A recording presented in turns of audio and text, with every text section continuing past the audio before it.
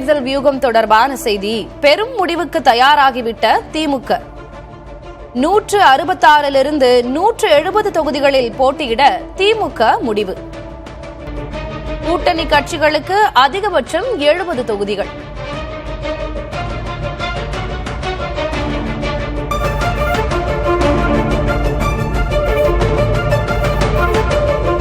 தேர்தலுக்கான முக்கிய பெரும் முடிவுக்கு தயாராகிவிட்ட திமுக 164 170 தொகுதிகளில் போட்டியிட திமுக முடிவு. கூட்டணி கட்சிகளுக்கு அதிகபட்சம் 70 தொகுதிகள் ஒதுக்க முடிவு.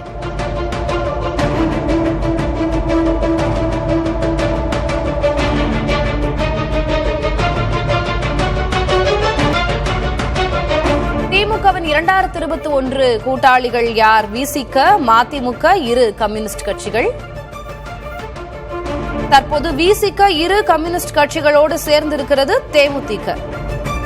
ஆக முன்னாள் மக்கள் நல கூட்டணி கூட்டாளிகளுக்கு அதிகபட்சம் 34 தொகுதிகள்.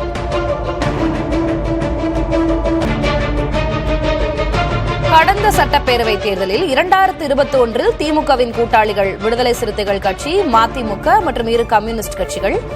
விடுதலை சிறுத்தைகள் கட்சி, இரு கம்யூனிஸ்ட் கட்சிகளோடு சேர்ந்திருக்கிறது தேமுதிக. முன்னாள் மக்கள் நல கூட்டணி இந்த கூட்டாளிகளுக்கு அதிகபட்சம் 34 தொகுதிகள் ஒதுக்கப்படலாம்.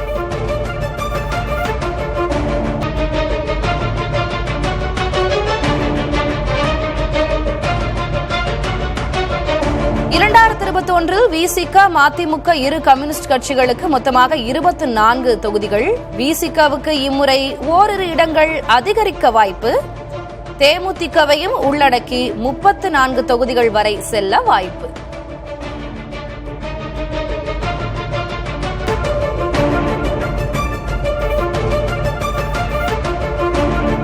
மொத்த 234 தொகுதிகளில் முன்னாள் மக்கள் நல கூட்டணிக்கு அதிகபட்சம் 34 தொகுதிகள். மிச்சம் 200 தொகுதிகளில் 164 170 இடங்களில் திமுக போட்டி. ஆக மிச்சமிருப்பவை 30 36 தொகுதிகள். மொத்தம் 234 தொகுதிகளில் முன்னாள் மக்கள் நல கூட்டணிக்கு அதிகபட்சம் 34 தொகுதிகள். மிச்சம் 200 தொகுதிகளில் 164 170 இடங்களில் திமுக போட்டி என்ற திட்டம். ஆக மிச்சமிருப்பவை 30 36 தொகுதிகள்.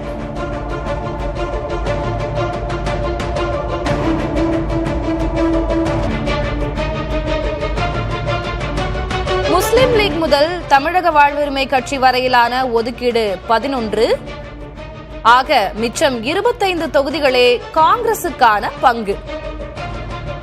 கூட்டாளிகள் விட்டுக் கொடுத்தால் காங்கிரசுக்கு 30 வரை கிடைக்கலாம்.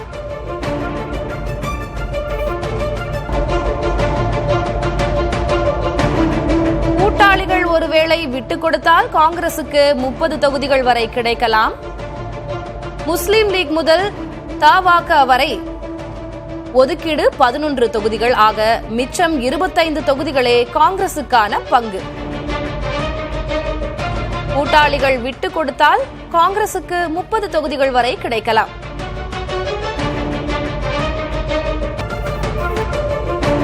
முஸ்லிம் லீக் முதல் தமிழக வாழ்வுரிமை கட்சி வரையிலான ஒதுக்கீடு 11. ஆக மிச்சம் 25 தொகுதிகளே காங்கிரசுக்கான பங்கு. கூட்டாளிகள் விட்டுக் கொடுத்தால் ஒருவேளை காங்கிரசுக்கு 30 தொகுதிகள் வரை கிடைக்கலாம். ஆனால் கூட்டாளிகள் எல்லோருமே கூடுதல் தொகுதிகளையே கேட்கின்றனர். காங்கிரஸ் எதிர்பார்க்கும் 39 மற்றும் 2 என்ற எண் கிடைக்க வாய்ப்பே இல்லை. கூட்டாளிகள் எல்லோருமே கூடுதல் தொகுதிகளை கேட்கின்றனர். ஆக காங்கிரஸ் எதிர்பார்க்கும் 39 தொகுதிகள் மற்றும் 2 ராஜ்யசபா இடங்கள் கிடைக்க வாய்ப்பில்லை என்றே தெரிகிறது. காங்கிரஸ் ஒருவேளை பிடிவாதமாக நின்றால் திமுக பணியாதா? கூட்டணி கட்சிகளுக்கு சமிக்கை அனுப்பிவிட்ட திமுக 164 170 தொகுதிகளில் போட்டியிட விரும்பும் திமுக. காங்கிரஸ் பிடிவாதமாக நின்றால் திமுக பணியாதா?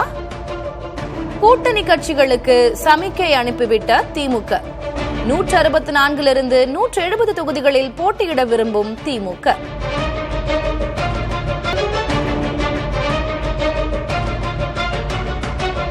சரி, காங்கிரஸ் கட்சியின் எதிர்பார்ப்பு என்ன?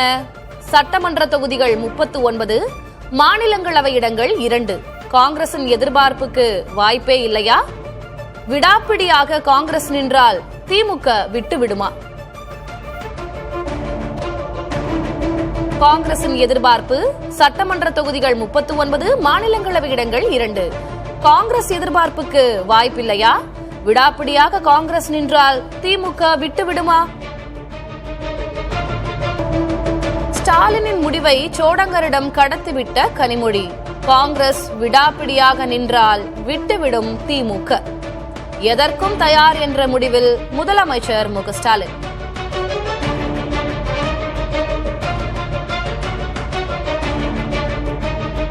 ஸ்டாலினின் முடிவை சோடங்கரிடம் கடத்திவிட்ட கனிமொழி.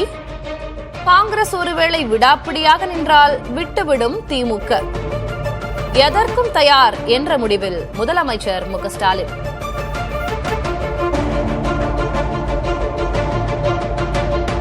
கூட்டணி பங்கீடு தொடர்பாக முதலமைச்சர் மு.க.ஸ்டாலின் நாளை முடிவு.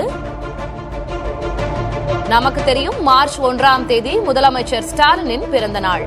மார்ச் 1க்குள் உடன்பாட்டை முடிக்க இலக்கு நிர்ணயித்திருக்கும் திமுக. கூட்டணி பங்கீடு தொடர்பாக முதலமைச்சர் மு.க.ஸ்டாலின் நாளை முடிவு. மார்ச் 1ஆம் தேதி முதலமைச்சரின் பிறந்த நாள். மார்ச் 1க்குள் உடன்பாட்டை முடிக்க இலக்கு நிர்ணயித்திருக்கும் திமுக.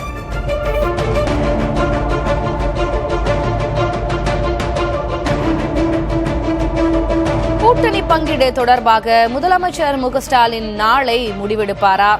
மார்ச் 1 ஸ்டாலினின் பிறந்த நாள். மார்ச் 1ஆம் தேதிக்குள் உடன்பாட்டை முடிக்க திமுக இலக்கு நிர்ணயித்திருக்கிறது.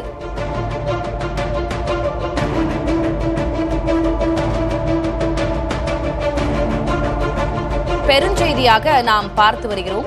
திமுகவின் தொகுதி பங்கீடு வியூகம் என்ன என்பதனை இது குறித்த விவரங்களை வழங்குவதற்காக செய்தியாளர் ரமேஷ் இணைந்திருக்கிறார்.